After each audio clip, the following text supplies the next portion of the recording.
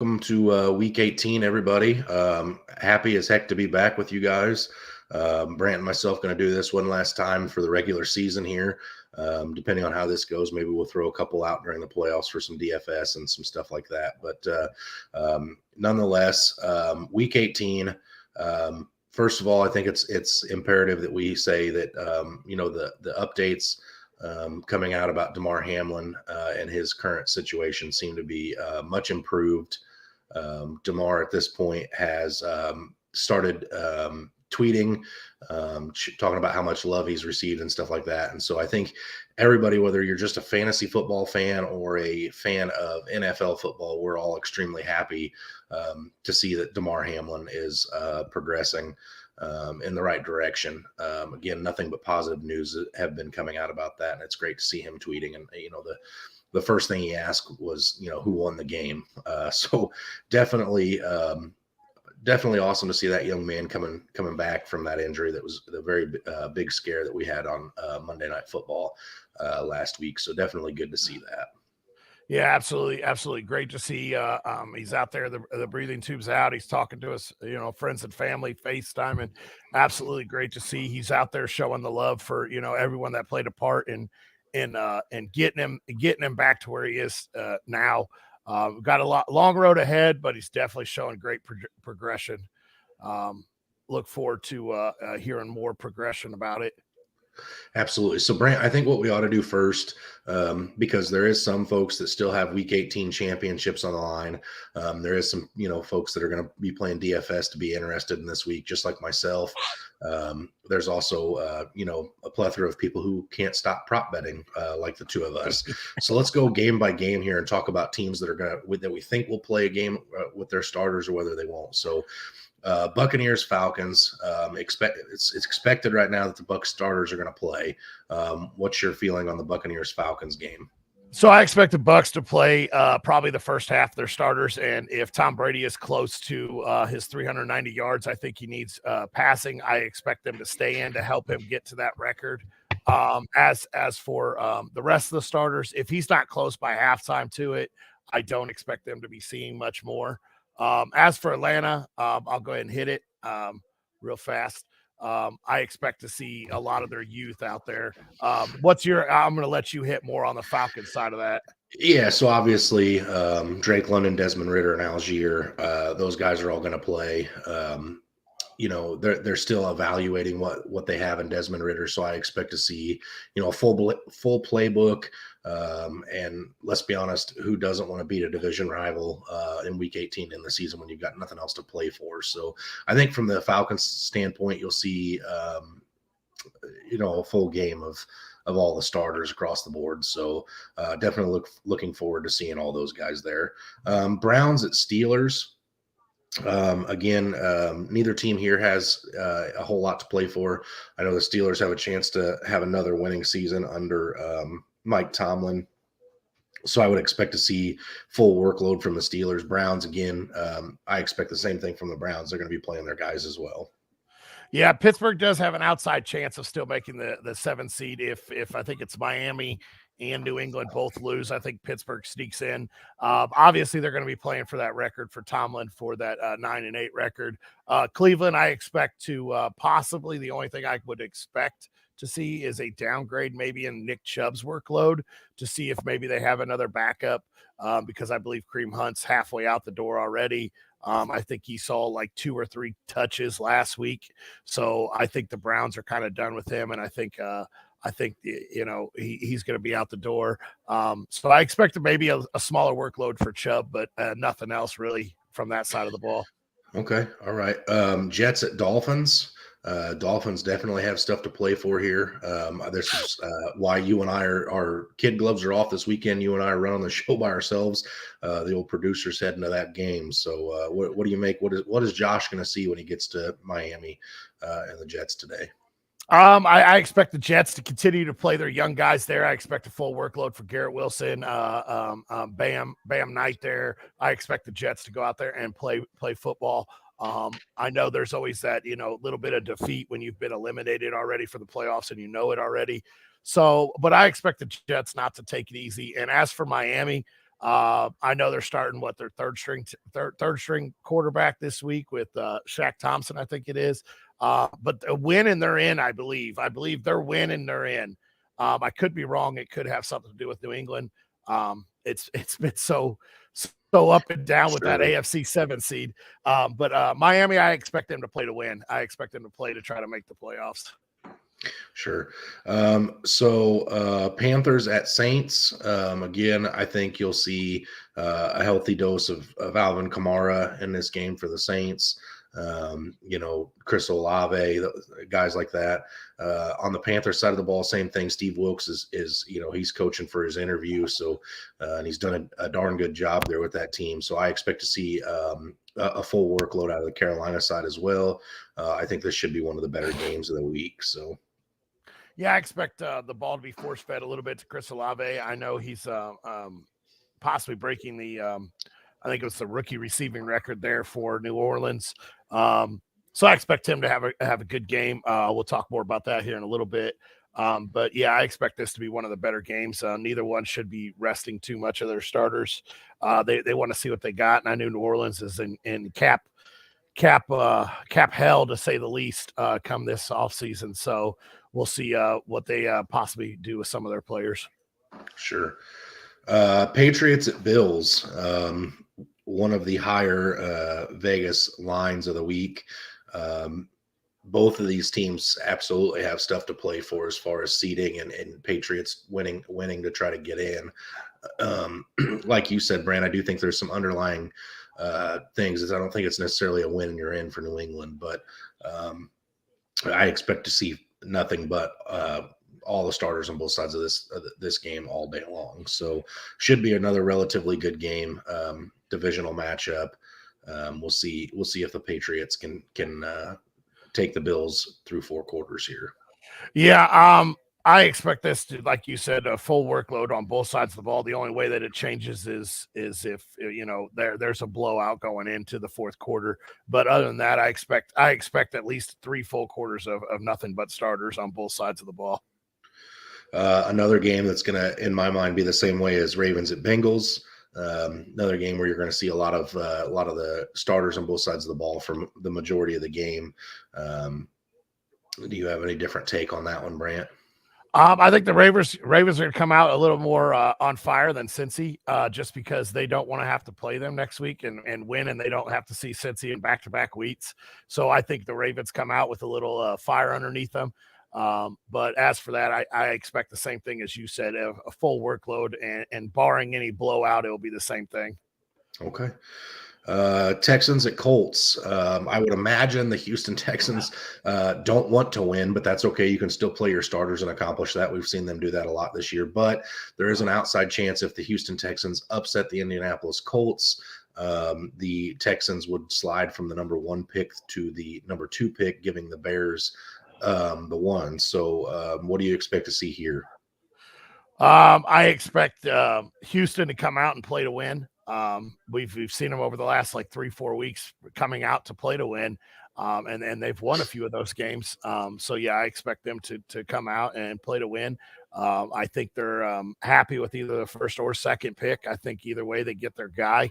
As for Indy, I don't expect much from that team. It's been such a wishy-washy season with them. So I just expect them to go out there and be on the field. Playing, I'm not 100% sure you can call some of that stuff they've done this year playing. Sure. Yeah, I'm not sure. I think that I think Lovie Smith will want to win. I'm not sure anybody else in the Houston organization will want to, but we will see how that unfolds. It is the lowest line from Vegas this week at 37.5 total points. Vikings at Bears. Again, Vikings, I do believe there's still a way they can jostle their seating a little bit. Bears, Justin Fields is not playing. It's Nathan Peterman was named the starter. I expect not a whole lot from Chicago. Bears are favored by 7 points and a 43-point spread. So I think you'll see Vikings starters play until they have a big enough lead, and then those guys will get some breaks is my 2 cents on that one. Yep, that's about how I feel. I feel Minnesota is probably going to jump all over them quick, fast, and in a hurry. It's 1 o'clock Kirk Cousins time. So I expect a huge game. I expect Justin Jefferson to have a humongous game this week to bounce back from his atrocious game last week and still chase that record for most receiving yards. And another, in my mind, extremely disgusting game. You've got the Arizona Cardinals traveling to San Francisco to play the 49ers. 49ers are favored by 14 points, 39.5-point spread here. 49ers very much have something to play for. Arizona absolutely does not. I expect this one to be another one where you see the 49ers get up to a comfortable lead and see some of these guys like Kittle and Christian McCaffrey potentially taking some seats towards the end of this game. Oh yeah, absolutely. That game there, is one game that from a betting standpoint, I normally don't like taking huge spreads with that low amount of total points, but I expect San Francisco to demolish them quick, fast, and in a hurry, and just move on with their playoff push. Chargers at Broncos. Broncos are actually favored by 3 points in this game, 39.5-point spread. I do believe largely in part because I'm not sure how many of the Chargers offense you will see on the field. They've clinched playoffs for the first time in Herbert's career, so I don't think you'll see a whole lot of Chargers today. Yeah, I don't think you can. I don't think you will either because I don't think they have much to play for. I don't think they can move up or down in the seeding as much as I want them to beat Denver because I don't want Seattle to slide with that Denver draft pick. But yeah, so I expect Denver to go out and play football. Maybe see if Russell can cook a little bit. I don't know because he hasn't cooked anything but ramen noodles this year. But yeah, that game is going to be not a whole lot of fun to watch probably after the first quarter. Sure. We're getting ready to finish these. We got about 4 games left here, but I do want to throw it out there. If there is anybody that has any questions, we will pause and come back to this after answering questions, whether it be DFS, Week 18 championship lineups, whatever. So get those in if you guys have any questions. Commanders at Cowboys. Cowboys are favored by 7 points, 40-point spread on this one as well. Cowboys very much still have an outside chance at the 1 seed. They need the 49ers to lose. They need the Eagles to lose, and then they themselves have to win. I'm sure Ron Rivera and the Commanders would very much like to play spoilers to that, although you are getting to see Sam Howell with his first NFL start this week for the Commanders. So I think as much of it as we'll be trying to win, it'll also be evaluating young talent this week to see where they're at going long term. So we have that going for us here. Brant, I will let you answer your side of that game here, but let's jump over and answer this question. Tom says, is Brady going to play? Sorry, just joined. Yeah, it kind of sounded like that Tom Brady and the starters will play today. I'm not sure how much of that was Todd Bowles' decision versus how much of it was Tom Brady saying, I want to chase records and solidify my name on some of these things. So I do expect to see the Bucs starters for a little while at least. I'm not sure how long they'll stay. They don't really have much to gain from winning or playing today. But I do think that they will be out there for at least a little while. Yeah, excuse me. Yeah, I expect them to play probably the first half. And like I said, if it's close to Brady getting to the record, I expect him to come out and play in the third quarter. But I don't expect to see too many of Tampa Bay's starters in the second half. Okay. All right, Brant. What's your take on the Commanders at Cowboys? So I think the Commanders are, like you said, going to evaluate some young talent. They're going to see what they have in Sam Howell, Jahan Dotson, Brian Robinson. They've already seen, but I expect him to still be out there. So yeah, I expect Washington to see what they have in that team, but I don't expect them to put up much of a fight for Dallas. I think Dallas is going to get out there and really carry the load and try to get that 1 seed. All right, we got another question here from Raymond. Raymond says, would you start Nick Chubb or Cam Akers this week? So you've got the Browns traveling to Pittsburgh to play the Steelers, and you got the Rams with Cam Akers traveling to Seattle to play the Seahawks. So in that Browns-Steelers game, Browns, like we had talked about a little bit when we went through that game, the Steelers still have a very small outside chance to make playoffs. So I'm sure the Browns could want to play spoiler on that. But I know that Sean McVay and the Rams are going to want to play spoilers to your Seattle Seahawks today, Brant. I know where I'm at on this one. Where's your brain at? So I expect, like I said earlier, I expect Nick Chubb's workload to come down just a little bit this week to see what they have in their backups. I do expect him to find the end zone. He's been on such a drought. I expect him to find the end zone, but that's really the only upside I see to him playing this week. I'm actually going to go with Cam Akers against our atrocious Seahawk defense. Cam Akers could have a humongous day against us because, like you said, they're going to want to play spoilers in Seattle. They're going to want to come in and try to spoil our hopes. Yeah, I'm absolutely taking Cam Akers on this one as well. I think, Cam Akers has been he's been amazing, honestly. Nothing short of that since Darrell Henderson was cut by the Rams, and they kind of turned the keys to that backfield over to Cam Akers. I expect that to continue this week. I don't think Cam Akers wants to leave a shred of doubt in anybody in the Rams organization as to who should be the running back there next year. I think Cam Akers is also dangerously close to getting himself back up into the top 20 rankings as far as off-season rankings for running backs, and that may be a huge disappointment for some folks next year. I'm sure we'll talk about that in the off-season, Brant, whether it be on podcasts or live drafts that we do. But for this week alone, I would definitely take Cam Akers over Nick Chubb. I just expect that the Rams are going to come out and do whatever they can to compete with Seattle. Baker's absolutely playing for his future contracts too. So I know I have some more conversations to talk about Cam Akers here later in the show, but I would go Cam Akers over Nick Chubb. Yeah. All right, so back to these games. We have the New York Giants traveling to play the Philadelphia Eagles. The Eagles are favored by 16 whole points here in a 42-point line. So where is your head at in this game, Brant? Well, with that being 16.5 points, I'm assuming Jalen Hurts is going to play. I'm assuming the Philadelphia Eagles are going to come out and try to get a big enough lead to be able to rest Hurts later in the game.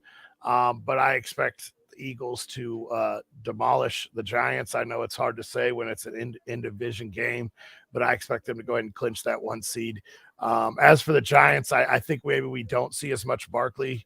Daniel Jones is already up in the air. They activated a QB off the practice squad. It sounds like Jones is going to start. So I don't expect to see a whole lot of the Giant starters this week. Okay, there you go. I actually view a similar mindset here. I think Philly gets out to an early lead, puts all the doubt of who's the 1 seed over early in this game, and just handles business. So I do think that there's with all the 49ers, the Cowboys, and the Eagles all playing at the 3 o'clock slate, there's no way that Philly can scoreboard watch the noon slate and then not play their starters. Yeah. So they are going to have to play those guys. So again, I'm like-minded to you on this one, Brant. The Los Angeles Rams traveling to play your Seattle Seahawks. 41.5-point line on this game. Seattle's favored by 5.5 points. Where are we at in this one? Take the Rams plus 5.5 because I couldn't tell you the last time we actually beat them by more than 5. But no, I expect the Rams to try to come in and play spoiler in that game. Really, if you think about it, their main starters, Allen Robinson, Cooper Kupp, Matthew Stafford already out. Cam Akers, I expect to see a healthy dose. He's kind of playing for his spot on that team. Baker Mayfield's playing for his career on what he wants to do. So yeah, I expect the Rams to come out and play with what they got. Their defense maybe takes a few steps back. Maybe Bobby doesn't play as much, but I mean, it is in Seattle, so I could be completely wrong on that. Maybe Ramsey sits out a few plays. But I expect Seattle to come out and be ready to go. Geno's chasing the single season pass yard record. He's 150 yards short. So I like Geno to try to air the ball out a little bit. But I really think they lean on Kenneth Walker. And Seattle has a good game this week. And I expect this to be one of the more fun games to watch this week. Yeah, I think kind of like you just alluded to, on the Rams side of the ball, you've got Akers, who's playing to try to secure his spot as RB1 on that roster next year. You've got Baker, who is in open auditions, if you will, trying to get another contract for himself next year. Might be playing at his new home field. there's potential there. He's going to go out and try to show Pete Carroll and the Seahawks what he's capable of. On the other side of the ball, you've got Geno Smith, who's doing the same thing, trying to solidify himself and get the bag for next year. I think if he wins and takes you guys to the playoffs in a year where you guys were supposed to be absolutely nothing, it'd be very hard for Seattle not to pay him. So if he wants the bag next year, I think he's going to have to go out and win this game. I do expect this to be one of the best games of the week. However, that Sunday night game tonight should be the best game of the week. That's the Detroit Lions traveling to Green Bay, where they play the Packers. 49-point game here. Packers are favored by 5 points. I know, Brant, if you guys win, you need the Packers to lose for you guys to be in. And if you guys win, that also means the Lions have nothing to play for at that point. But Dan Campbell has already come out and said we're either playing to win and get in the playoffs, or we're going to play spoiler. So I think either way, this game Sunday night should be one of the best games to watch. The highest line put out from Vegas this week. So I'm absolutely looking forward to this game. I want to see Jamison Williams this week, DeAndre Swift, Jamal Williams, Amon-Ra St. Brown. On the other side of the ball, you've got, obviously the two-headed monster in the backfield there, Green Bay, Jones and Dillon, Christian Watson, and of course A-Rod. So I'm definitely looking forward to that Sunday night game. I think I will pay more attention to this Sunday night game than I have a lot of the others. And a lot of times it's because I'm in a food coma and I'm just kind of, eyes glazed over, laying on the couch watching that Sunday night game. But I expect this one to have my full attention. Where are you at with this one? So as for gambling on this game, I expect if Seattle wins, the lines shift quite a bit into even more of Green Bay's favor. But yeah, I expect the Lions to come out and try to compete with Green Bay. And I do say try, because Jared Goff has been almost abysmal outdoors this year. Inside the dome, he does phenomenal there in Detroit, and they're in Lambeau. So I expect it to be a highly contested game, with or without the Seahawks win. But I expect if Seattle wins, that the line shifts quite a bit to Green Bay's favor. But I know that they're going to want to get the ball into Williams' hands out there on the outside. Jared Goff's going to want to, and Dan Campbell is, to see what they have there. So I'm excited to watch the Sunday night game. A lot of young talent out there. Sure.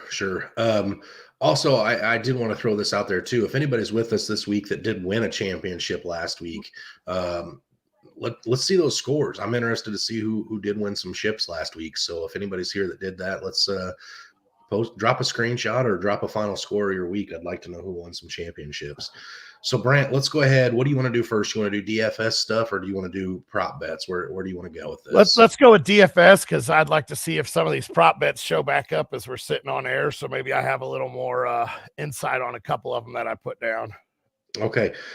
So who's one of your favorite quarterbacks to stream this week in DFS? One of my favorite quarterbacks is Geno Smith. He's chasing that single season passing record for Seattle. He's 150 yards away. Seattle has a lot to play with, a lot to play for. I absolutely love that.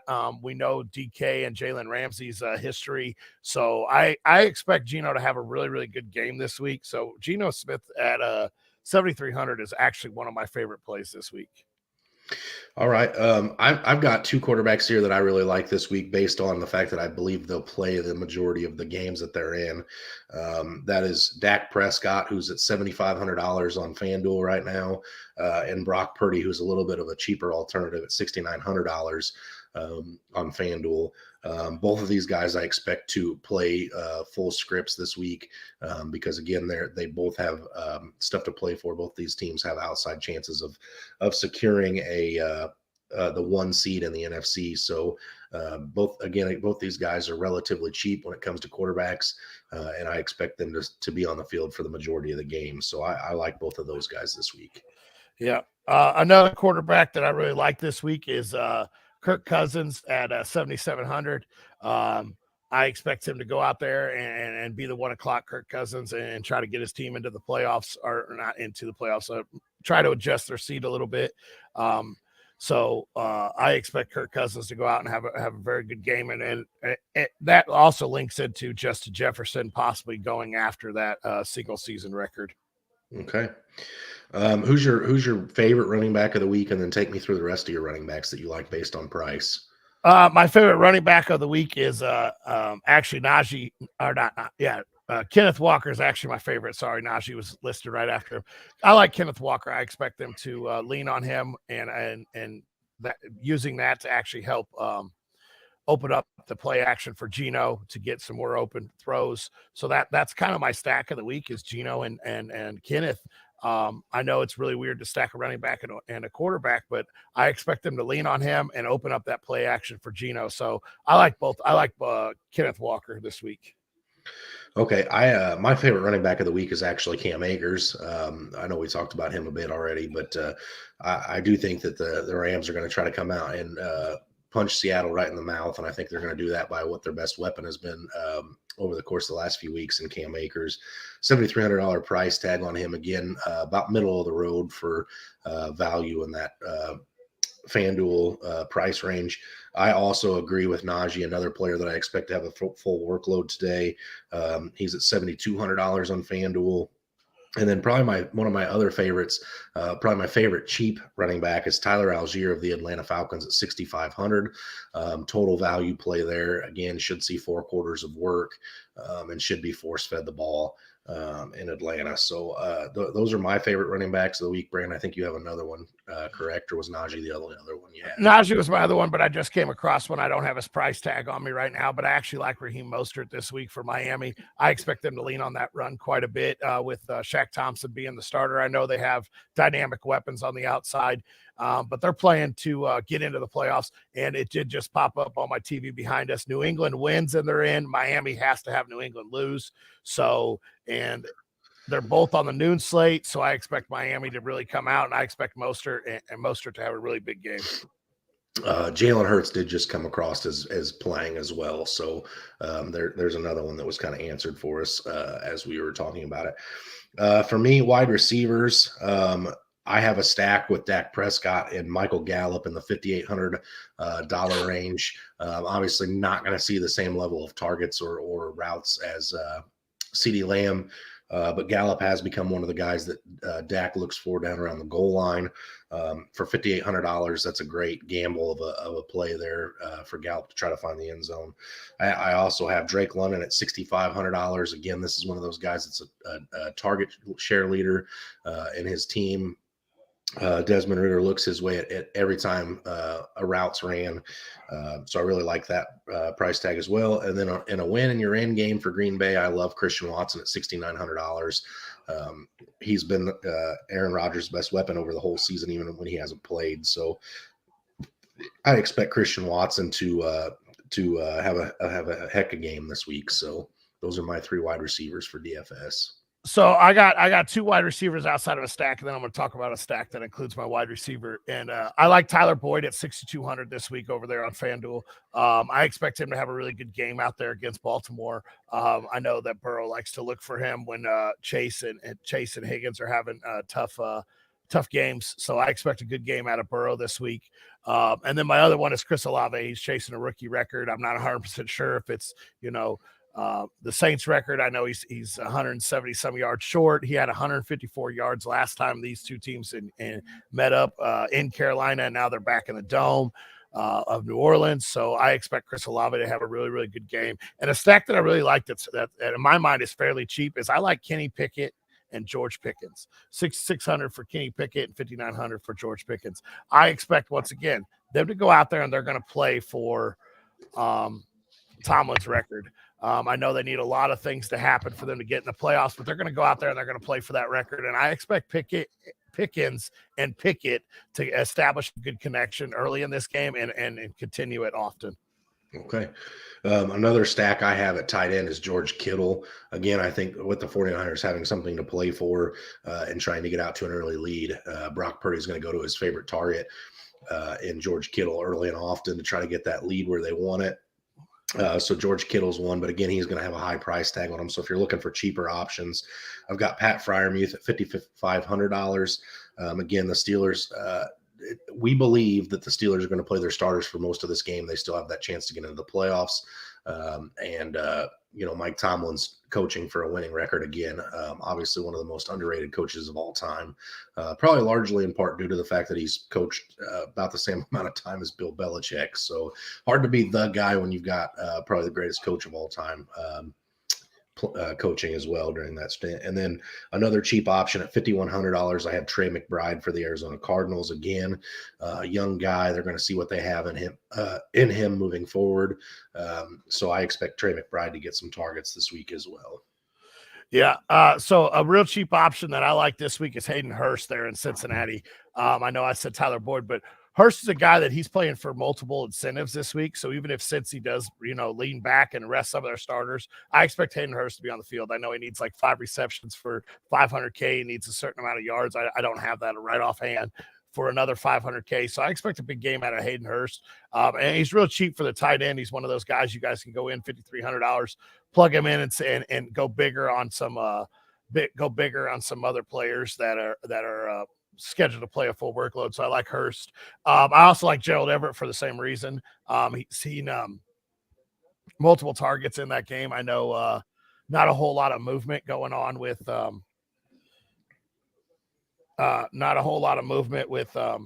their seating, but I expect Everett to play the full game there. Even if Herbert doesn't, I expect Everett to start. And then my cheapest option of the week, I know I got 3 tight ends and nobody really likes the tight ends, but I do have 3. I like Noah Fant. Seattle loves their tight ends. Noah Fant's going to be a reason that Seattle and Geno have a big game. So I like Noah Fant this week. All right, there you have it. All right, Brant, let's go through our player props. Again, this has slowly become one of my favorite reasons to get up on Sunday mornings this year, is to see what we have with our player props. So I'm going to start with touchdown scorers. A couple guys that I expect to find the end zone for relatively cheap prices, potentially, or plus odds. I've got James Conner of the Arizona Cardinals and A.J. Dillon of the Green Bay Packers as my 2 touchdown scorers. I absolutely love those. James Conner is going to be a workhorse. So I absolutely love those 2. My touchdown scorers are Stephon Diggs. He's been in a little touchdown drought. I expect him to find the end zone this week. And then same with Nick Chubb. I expect both of them to find the end zone. Like I said, I may not expect a whole workload out of Nick Chubb, but if they get down there near the goal line and they're out there playing, spoiler for Pittsburgh, I expect it to be Nick Chubb handling the ball at the goal line. So I like Nick Chubb to find a touchdown. I could go back, but I do not believe he has found the end zone since Deshaun Watson has been the quarterback there. Okay. All right. Let's go through these player props. Start with your favorite one, Brant. What's your favorite player prop of the week? My favorite one is the reason I asked us to do the DFS first. It finally came across. That's A.J. Brown over 70.5 receiving yards. This man, when he went to Philly, he said, I want 1,500 receiving yards. Well, he's 99 receiving yards away from it. I absolutely love him to go over 70.5 receiving yards this week. I'm putting my money on that. I absolutely love it. I expect him to go get that 1,500 yards. And we've also seen it with Jalen Hurts. As long as the shoulder doesn't hold him back, we've seen some huge plays. He could get this in 2 or 3 catches. Okay.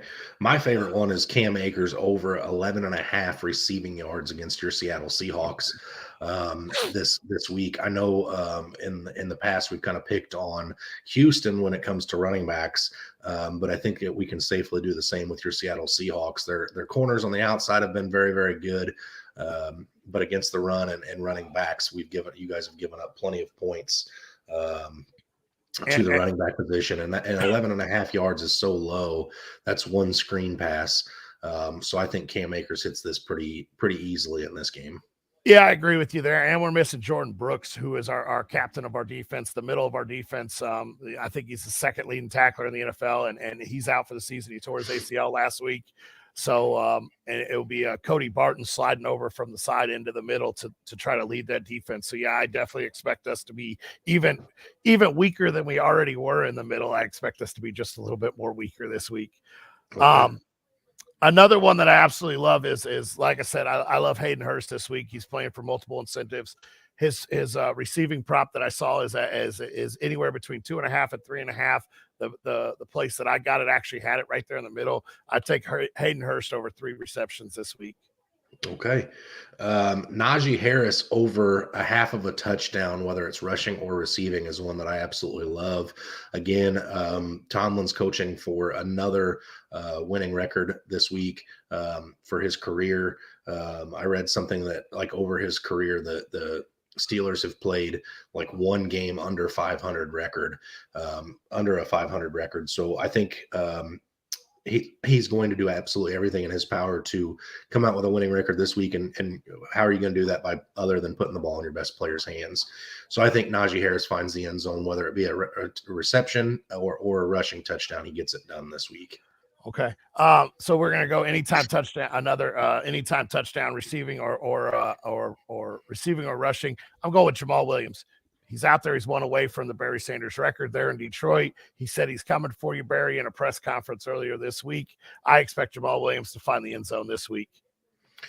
All right. Another one that I really like this week is Tyreek Hill over 5.5 receptions. Again, the Dolphins have a lot to play for.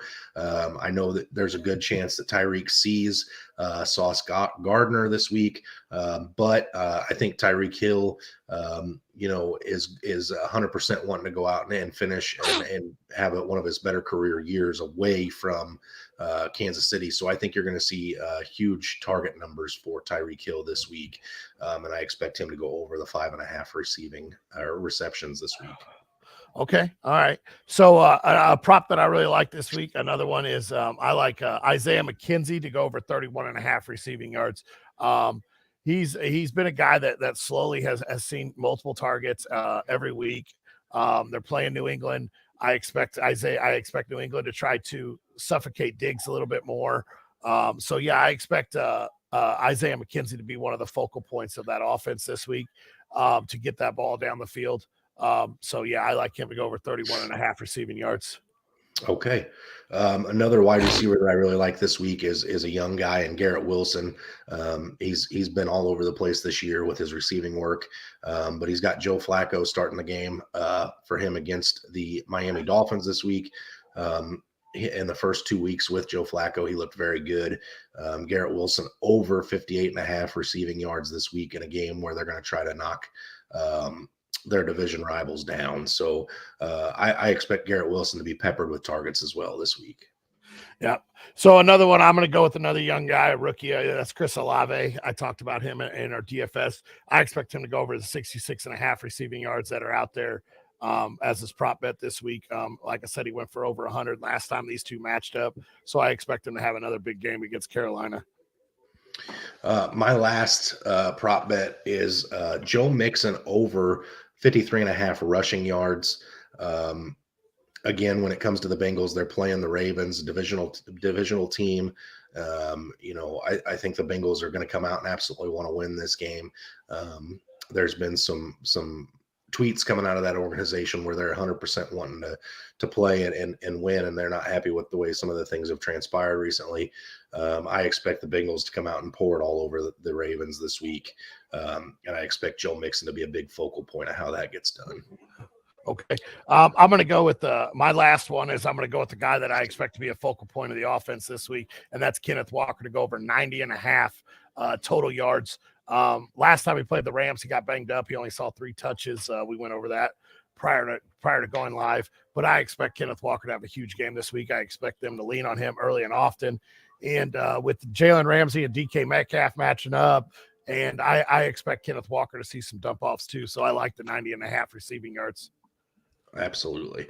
All right, guys. Well, I think that about settles everything we've got going on here this week. Unless there's any last minute questions that pour in here. I know that we're going to try to do some live mock drafts this off season, potentially probably right back here. Again, next season, I expect us to be back each and every week, probably same time. Next season as well.